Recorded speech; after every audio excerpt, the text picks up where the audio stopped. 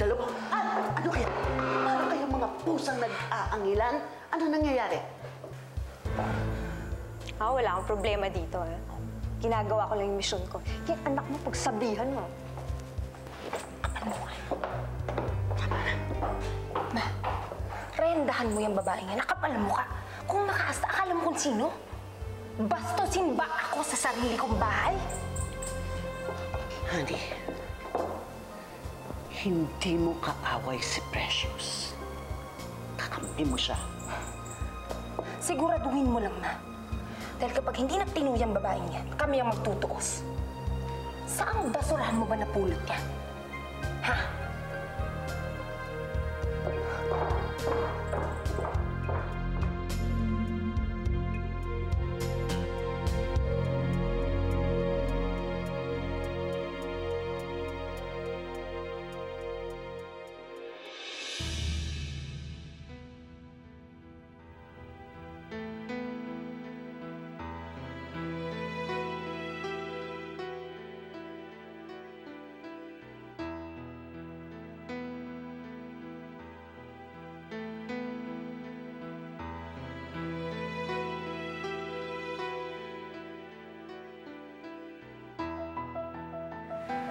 Si Migs.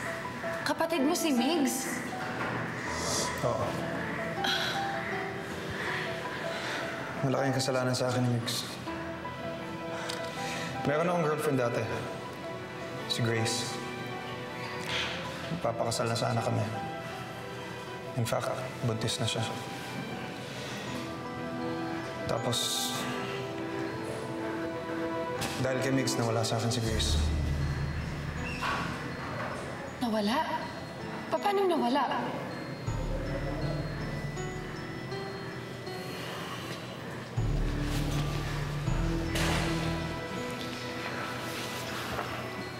Si Migs ang may kasalanan kung ba't namatay si Grace.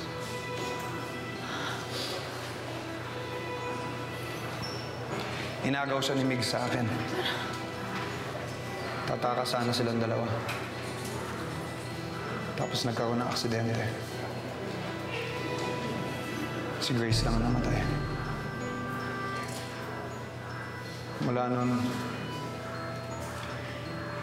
nagtago na si Migs. Hindi na siya nagpakita. Malamang dahil guilty siya. Matagal na panahon ko siya bago na ano. Tapos nung nakita ko siya, nalaman ko na naliligaw siya sa'yo. Alam mo ba kung anong kinakatakot ko talaga, Chel?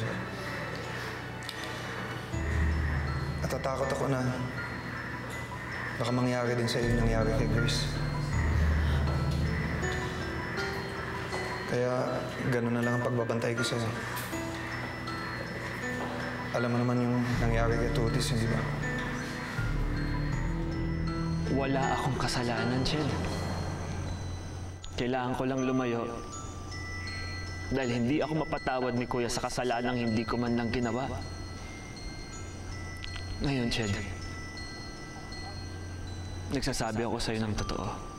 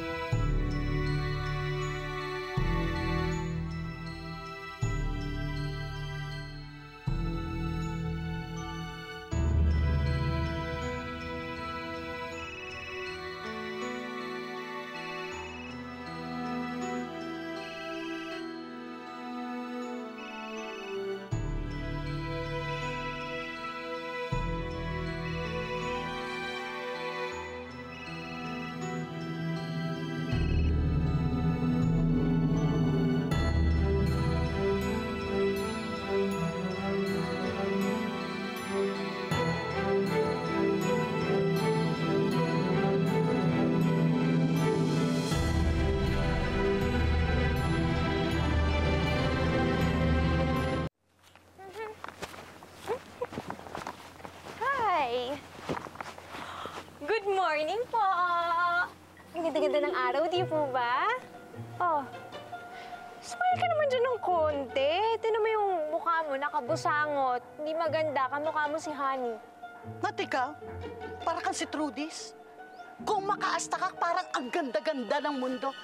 Ay, Precious, ano nangyayari? Wala. Bakit? Ano bang problema? Masama ba maging masaya? Talaga. Teka, si Sir Nick, nandyan ba? Kasi, tinan nyo, may dala akong special pandesal para sa kanilang dalawa ni Trudy. Sigurado ako magugustuhan nilang to. Magiging special lang yan kapag may kahalong lason at sasamahan pa kitang maghain para sa mag-amang yan.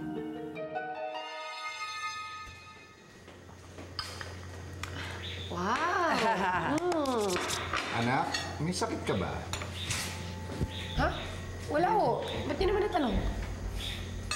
Ang aga mo kasing gumising. Mukhang ngayon ka lang yata hindi mahuhuli sa trabaho, ah. At mabubuksan ang tindahan ng maaga, hindi tatanghaliin. Ha. Nakakatawa. Naku, Nay, talaga itong si tatay kay aga-aga na nga asar ka agad. Huwag mo na pinagpapapansin nga, wala yan. Ano? Wala. O di wala. Siya nga itong atrasado eh. Pero, teka, bakit nga maaga ka ngayon, anak? Bala ko ho kasi sana magsara ng maaga si tindahan ngayon. Gusto ko kasing dalawin si Trudis eh. Bakit din? Andali.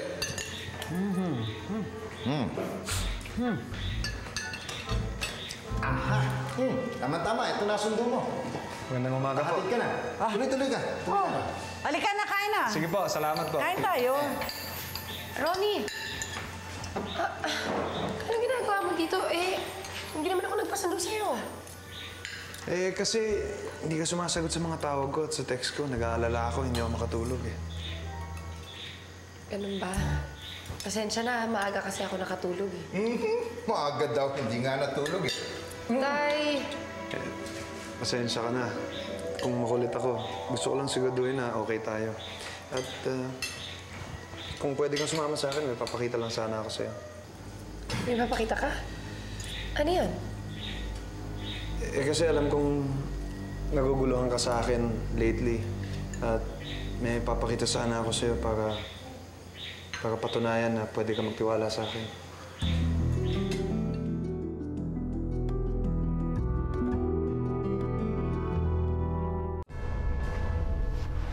Napaka-KJ mo talaga. Oy, Precious. Ikaw, isang araw ka pa lang sa bahay na ito. Parang nakakalimutan mo na kung bakit ka nandito at kung ano ang misyon mo. Ang misyon mo, ipinapaalala ko sa'yo, ay para tanggalin sa landas namin ang batang yan. Hindi para makipag-chami-chami sa kanya. Baka ang akala mo, hindi ko alam kung anong ginagawa mo, ha? Nilalandi mo si Nick. Kaya sinasabi ko sa'yo, si Nick ay para kay Honey. Naiintindihan mo? Honey ka ng honey eh, no? Buong buhay ko, puro honey na lang ang naririnig ko sa'yo. Siya na nga lahat na nakakuha ng lahat ng bagay. Paano ako? Naisip mo ba ako kahit minsan? Precious. May ganun pala. Okay. Ganito na lang, ha? Ganito na lang. Sabihin mo sa akin kung ano yung gusto mo, baka kaya kong ibigay sa'yo. Ha? Pero ngayon, ang kailangan mo munang gawin ay yung mission mo dito sa bahay na ito. Maaasahan pa ba kita? Oo, maasahan mo ako. Kilala mo naman ako lahat ng mission tinutupad ko. Misyon? Ano pong misyon?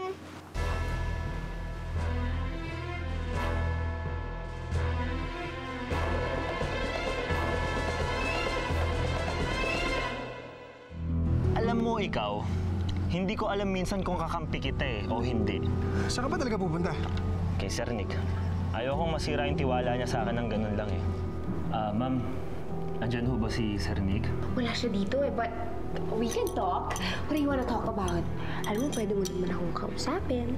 Alam ko na nahuhulog ang loob mo kay Nick. Pero ako na ang nakikiusap sa'yo. Pigilan mo ang damdamin mo. Hindi ko sinasabi ang lahat na ito para magalit ka kay Migs o para magkatiwala ka sa akin. Gusto ko lang malaman mo ang buong katotohanan. Si Migs, may pinasok na namang gulo. Gusto ko malaman ano yung nangyari, ano yung pinasok niyang gulo. Ano yun?